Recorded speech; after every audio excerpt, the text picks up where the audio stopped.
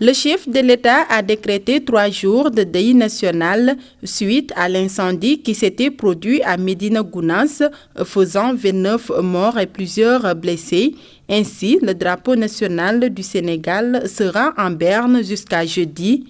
À Ziguinchor, plusieurs institutions ont respecté ces décisions.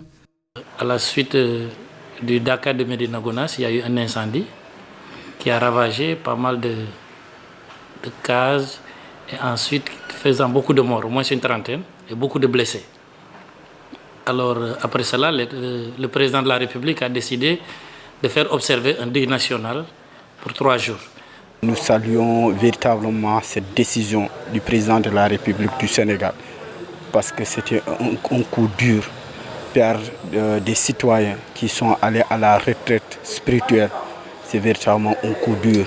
Ils ont quitté chez eux, ils ont laissé leur famille pour aller être au service de Dieu.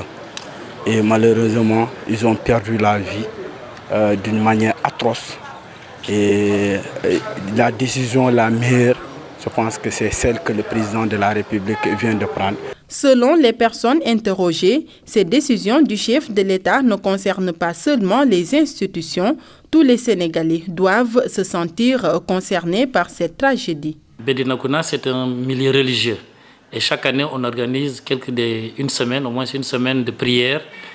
Donc si à la suite de cela, il y a eu un malheur comme ça, un deuil, bon, le président d'abord a pris un acte qui est celui que tout le monde attendait, de décréter un deuil national de 3 jours.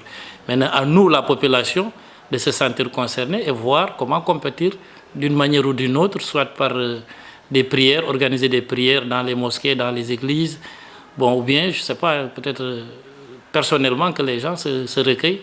Si on dit deuil national, nous devons arrêter certaines activités, surtout lucratives, de mon point de vue.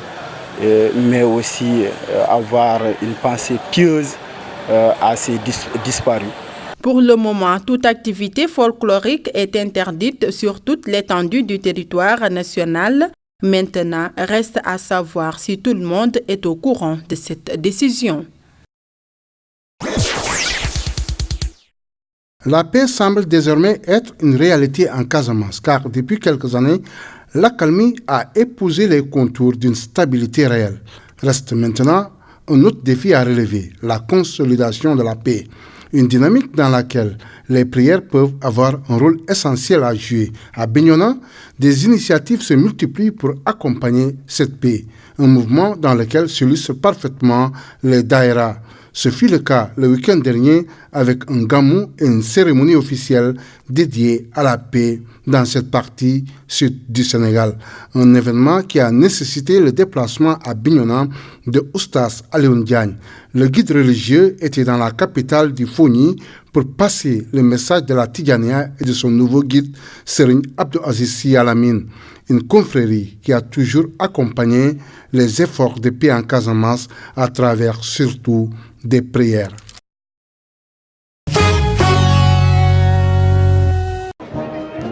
Les États-Unis sont-ils en train de calmer le jeu avec la Corée du Nord ? Après les menaces de la semaine dernière de Donald Trump, il semble que le président américain s'en remette maintenant à la Chine pour faire pression sur Pyongyang. Depuis le Japon, où il est en visite, le vice-président Mike Pence a tenu tout de même à rassurer les voisins de la Corée du Nord. Dans l'avenir, dit-il, les États-Unis vont déployer dans la région encore plus de leurs ressources militaires les plus modernes. Et vous pouvez être assuré que la gamme complète des capacités militaires des États-Unis est consacrée à la protection du Japon. Le Japon, vous êtes notre ami, vous êtes notre allié. Signe du changement de position de Washington, le déploiement menaçant de navires américains censés se diriger vers la Corée du Nord est finalement en route pour l'Australie. Donald Trump compte sur une pression économique de Pékin. La Corée du Nord dépend commercialement de son allié chinois et la Chine a commencé à arrêter ses importations de charbon nord-coréen. Mais l'isolement international ne semble pas inquiéter Pyongyang, qui promet de poursuivre ses essais nucléaires et motive ses troupes à grands coups de vidéos glorifiant les attaques contre l'ennemi américain.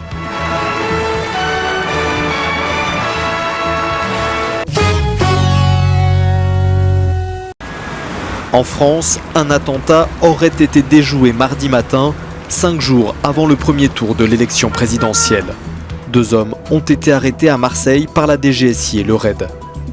Lors de sa conférence de presse, le procureur de la République a confirmé l'imminence d'une action violente sans pouvoir déterminer le jour ni là où les cibles visées. Mayedine M et Clément B, tous deux de nationalité française, tous deux connus pour leur radicalisation par les services spécialisés et à ce titre respectivement fichés S depuis 2016 et 2015, se sont connus en détention, ayant partagé la même cellule pendant environ 2 mois au cours d'une même période d'incarcération en 2015 pour des faits de droit commun. L'un des 2 suspects aurait cherché à rentrer en contact avec l'État islamique pour transmettre une vidéo d'allégeance ou de revendication. Dimanche, 50 000 policiers et gendarmes seront chargés d'assurer la sécurité lors du premier tour du scrutin présidentiel.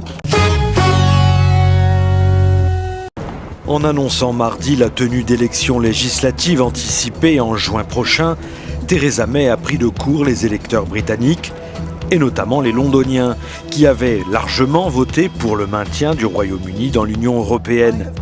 S'ils ne sont pas contre l'idée de retourner aux urnes, de nombreux électeurs pensent que la tactique de leur première ministre risque néanmoins de diviser plus encore le pays. C'était logique. Si vous disposez d'une avance de 21% dans les sondages, vous devez prendre le risque plutôt que d'avoir une courte majorité qui mette en pièces votre budget. Je pense que c'est une bonne chose, explique cet électeur. J'imagine que cela va rebattre les cartes concernant le Brexit et le fait que cela doive repasser devant le Parlement. Parce que maintenant, le pays va devoir de nouveau se prononcer. Largement en tête dans les sondages, les conservateurs espèrent sortir renforcés de ces élections. May a fait ça parce que l'opposition est très affaiblie et qu'il n'y a pas d'alternative crédible. Et ça, c'est une mauvaise nouvelle pour le pays. Je ne pense pas que cela va guérir le pays, dit cet homme. Ça va par contre aider le gouvernement. Je pense que cela pourrait diviser plus encore le pays. D'après les premières projections, les conservateurs pourraient gagner une 50aine de sièges. L'organisation de ces élections doit encore être validée par Westminster.